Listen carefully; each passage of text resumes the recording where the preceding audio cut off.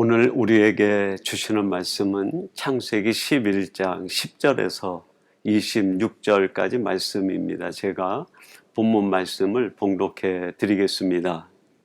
셈의 족보는 이러하니라. 셈은 100세 곧 홍수 후 2년에 아르박삭을 낳았고 아르박삭을 낳은 후에 500년을 지내며 자녀를 낳았으며 아르박삭은 35세에 셀라를 낳았고 셀라를 낳은 후에 430년을 지내며 자녀를 낳았으며 셀라는 30세에 에벨을 낳았고 에벨을 낳은 후에 430년을 지내며 자녀를 낳았으며 에벨은 34세에 벨락을 낳았고 벨렉을 낳은 후에 430년을 지내며 자녀를 낳았으며 벨렉은 30세에 루우를 낳았고 루우를 낳은 후에 209년을 지내며 자녀를 낳았으며 루우는 32세에 수룩을 낳았고 수룩을 낳은 후에 207년을 지내며 자녀를 낳았으며 수룩은 30세에 나홀을 낳았고 나홀을 낳은 후에 200년을 지내며 자녀를 낳았으며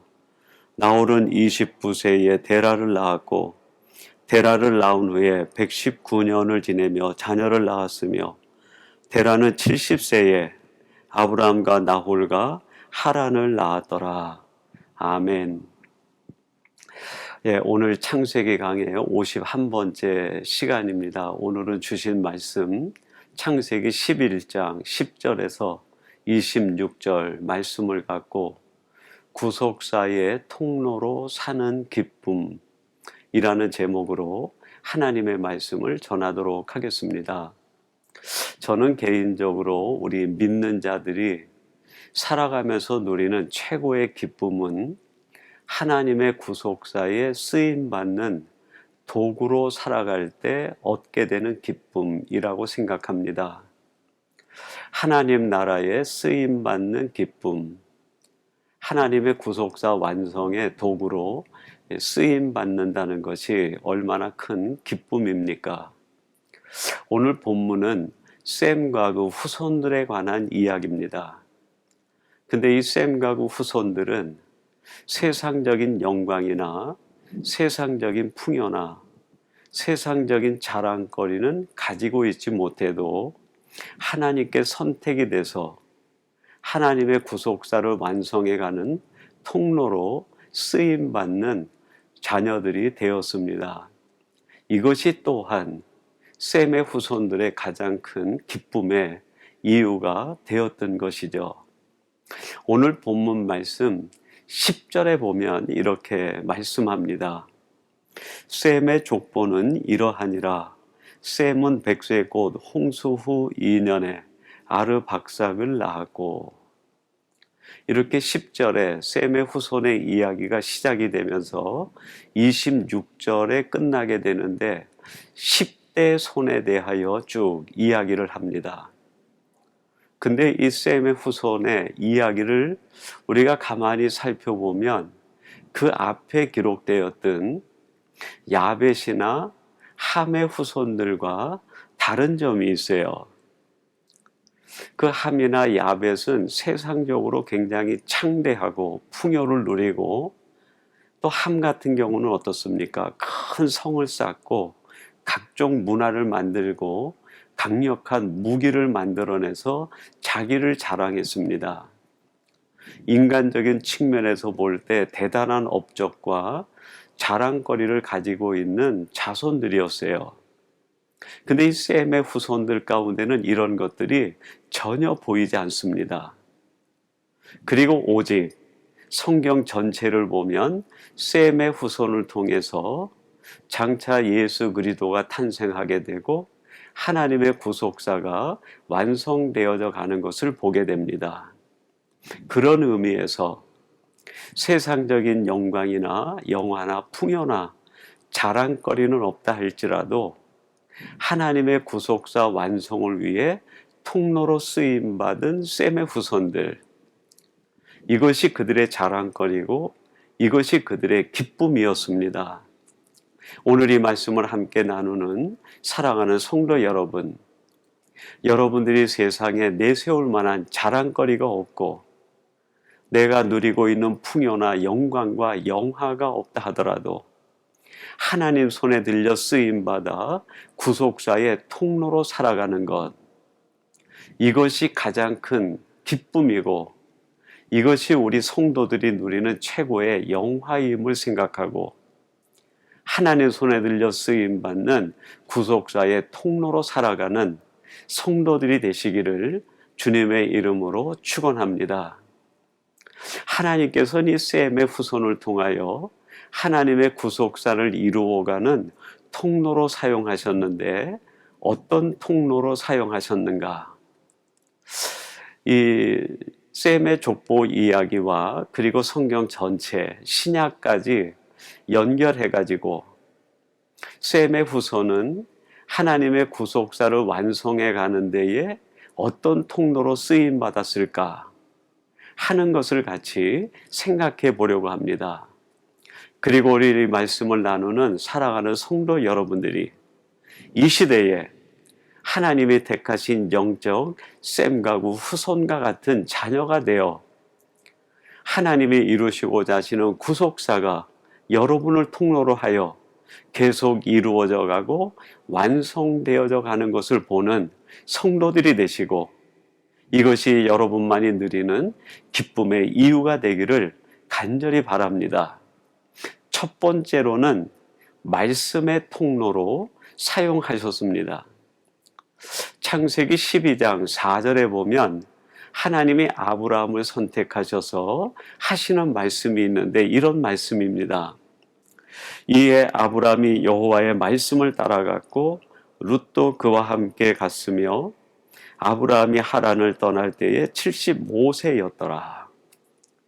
하나님께서 이 셈의 후손 가운데에 10대 손에 이르는 아브라함에게 찾아와서 내가 너로 장차 큰 민족을 이루겠다, 복의 근원이 되게 하겠다 말씀하셨을 때 이 아브라함이 그 하나님의 말씀을 쫓아 길을 떠나게 됩니다. 하나님께서는 이 셈의 후손에 아브라함 그리고 자손들을 통하여 하나님의 말씀이 흐르게 하는 말씀의 통로로 선택하시고 사용하신 겁니다. 이 말씀의 통로로 선택할 때 아브라함만 선택한 것이 아니라 그의 조카 롯도 선택을 했다고 말씀을 해요. 근데 이 롯은 가는 과정에서 중간에 어떻게 됐습니까? 끝까지 말씀의 통로로 살지 못하고 자기 눈에 보이는 좋은 것에 미혹되어 소돔과 고모라를 선택하고 맙니다. 창세기 13장 10절에 이렇게 말씀합니다. 이에 롯이 눈을 들어 요단 지역을 바라본즉 소알까지 온 땅에 물이 넉넉하니 여호와께서 소돔과 고모라를 멸하시기 전이었으므로 여호와의 동산 같고 애굽 땅과 같았더라. 하나님의 말씀을 따라 출발은 했지만 자기 눈에 보기에 좋은 풍요로운 땅, 세상 소돔과 고모라를 바라보며 그의 마음을 빼앗기고 말씀을 놓치고 그 땅을 선택하여 갔다고 말씀합니다. 여러분, 우리가 하나님의 구속사를 이루는 통로로 쓰임받기 위해선 하나님이 내게 주신 말씀을 놓쳐서는 안 됩니다. 세상이 우리를 무엇으로 유혹하든 세상에서 내가 어떤 일을 만나든 하나님이 내게 주신 그 말씀을 빼앗기거나 놓치는 일이 있어서는 안 됩니다. 여러분, 이렇게 조카 롯이 소돔과 고모라로 갈 때에 아브라함은 끝까지 무엇을 선택했을까요? 창세기 13장 18절 말씀 제가 한번 봉독해 드리겠습니다. 이에 아브라함이 장막을 옮겨 헤브론에 있는 마므레 상수리 수풀에 이르러 거주하며 거기서 여호와를 위하여 제단을 쌓았더라. 소돔과 고모라로 조카 롯이 떠날 때 아브라함의 마음에 상실감이 찾아옵니다. 한 사람의 인간으로서 왜 눈에 보이는 좋은 것 갖고 싶지 않았겠어요? 그 마음의 유혹도 역시 아브라함에게 찾아온 것 아니겠습니까? 그때 하나님이 나타나셔서 그로 하여금 헤브론으로 가라고 말씀하시고 아브라함이 하나님의 말씀을 따라 헤브론에 가서 거주하고 장막을 치고 단을 쌓아 하나님 앞에 제사를 지냅니다.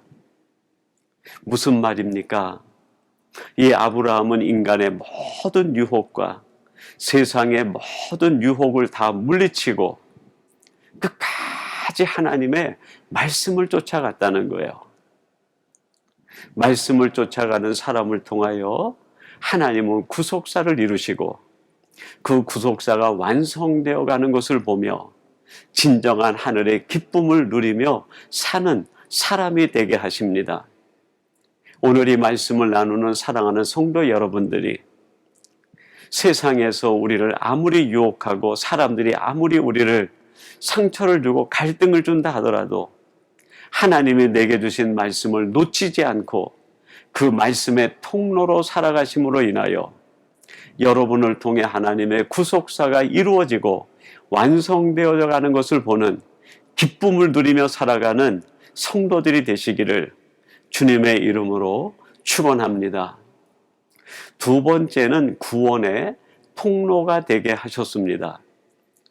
마태복음 1장 1절에 보면 이 셈의 후손의 이야기가 신약으로 연결되듯 족보 이야기가 나오는데 이런 말씀이 나옵니다.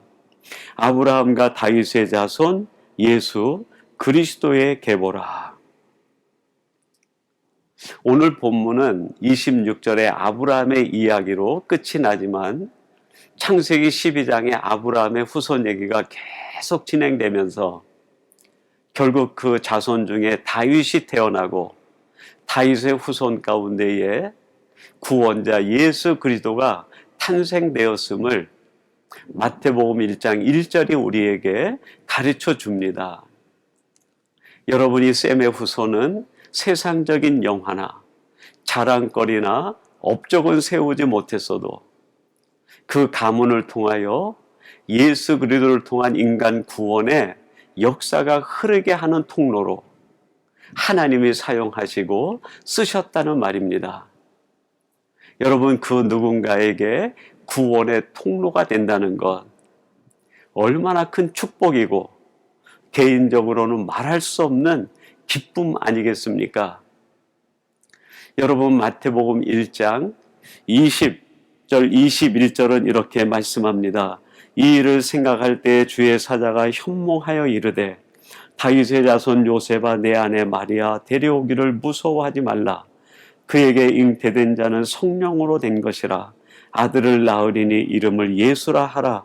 이는 그가 자기 백성을 그들의 죄에서 구원할 자이심이라 하니라.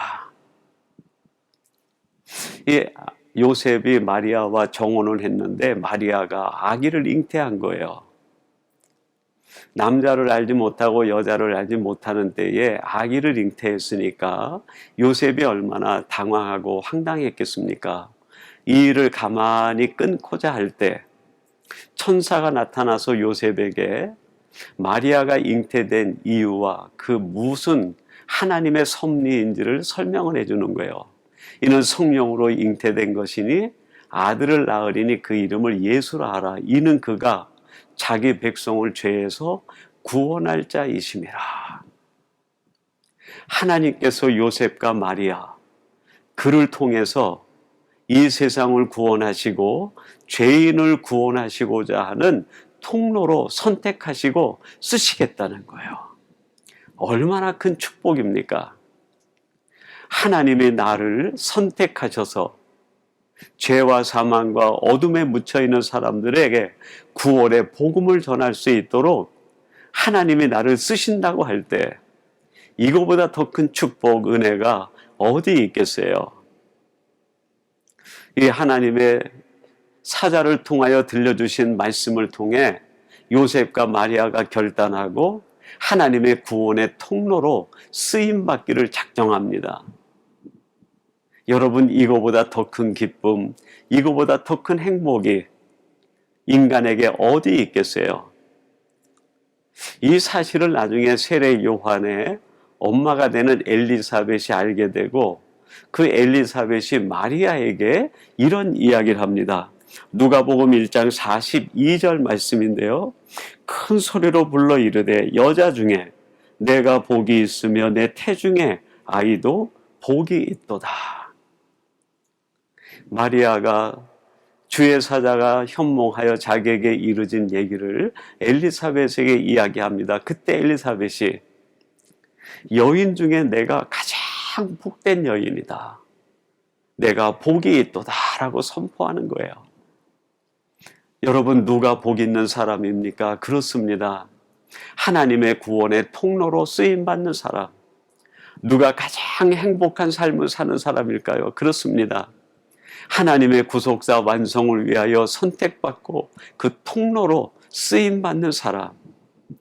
그리고 내 안에 구원의 예수 그리스도가 내 안에 가득하여 이것을 전하는 전달자로 살아가는 사람이 가장 복된 사람이죠. 이 복을 누리는 사람이 이 땅에 사는 사람 중에 맛보줄 없는 하늘의 기쁨을 맛보며 살아가는 사람 아닙니까? 여러분들이 바로 이 땅에서 이 구원의 통로가 되심으로 인하여 오직 하나님만이 주실 수 있는 그 참된 기쁨을 감당하며 누리는 복된 성도들이 되시기를 주님의 이름으로 축원합니다. 마지막 세 번째로는 사랑의 통로로 쓰임을 받았습니다. 오늘 본문 26절 말씀 이렇게 기록합니다. 데라는 70세의 아브람과 나홀과 하란을 낳았더라. 이 셈의 후손의 얘기를 쭉 기록하면서 10대 손에서 얘기를 하는데 데라가 아브라함을 낳았다. 그렇게 얘기합니다. 여러분, 이 셈의 후손이 계속 자녀를 낳은 것은 사랑을 낳은 거예요. 가장 사랑하는 자녀. 그 사랑을 계속 대물림하여 아브라함까지 이르게 된 것이죠. 하나님께서는 이 셈의 가문을 선택해서 하나님의 사랑이 대물림되고 하나님의 사랑이 흘러가는 통로로 사용하셨다는 거예요. 여러분, 하나님께서 왜 이 시대에 나를 선택하셨을까요? 그렇습니다. 하나님의 사랑의 통로로 쓰시기 위하여 우리를 선택하신 것이죠. 요한복음 3장 16절에 예수님에 대한 말씀을 기록하는데 이렇게 기록을 합니다. 하나님의 세상을 이처럼 사랑하사 독생자를 주셨으니 이는 그를 믿는 자마다 멸망하지 않고 영생을 얻게 하려 하심이라. 하나님께서 이 땅에 독생자 예수 그리스도를 인간의 몸을 입혀서 세상에 보내셨는데 왜 예수님을 이 땅에 보내셨는가? 하나님이 우리를 얼마나 사랑하시는지 그거를 세상에 계시하기 위해서 예수님을 보내셨다는 거예요. 예수님이 이 땅에 오신 이유, 요한복음 3장 16절에 의하면 사랑의 통로로 오신 거예요.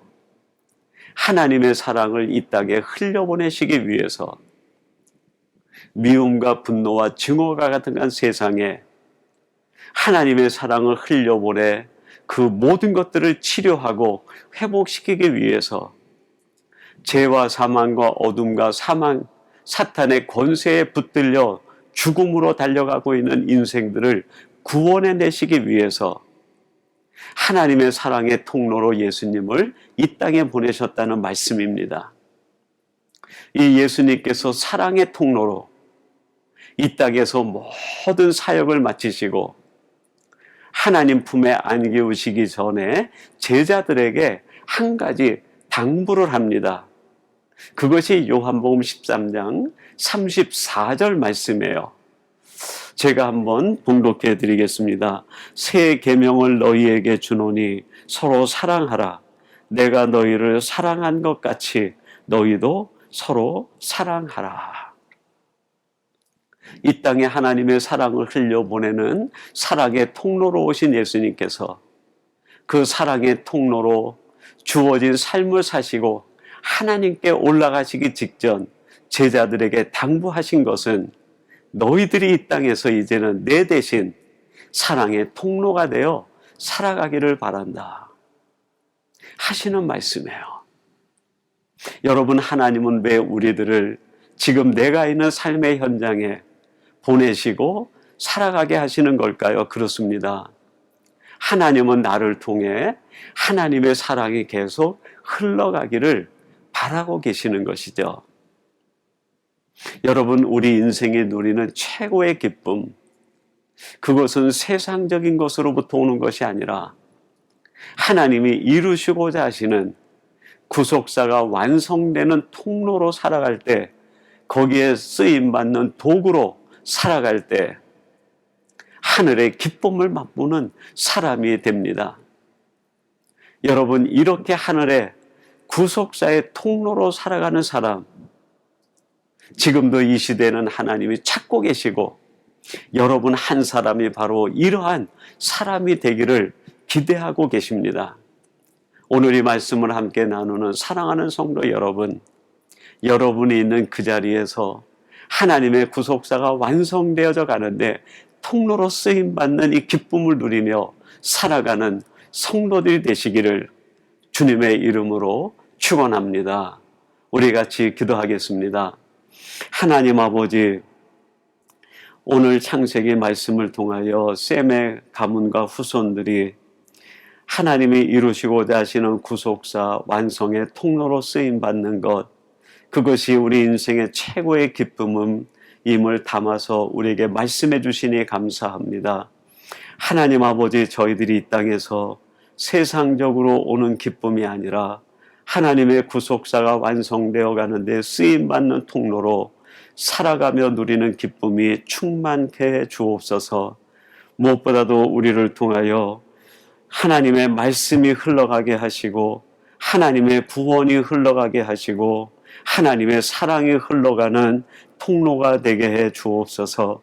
오늘 이 말씀을 나누는 모든 사랑하는 주의 자녀와 백성들이 이러한 하나님의 구속사의 통로가 되게 해 주옵소서. 예수님의 이름으로 기도하옵나이다. 아멘.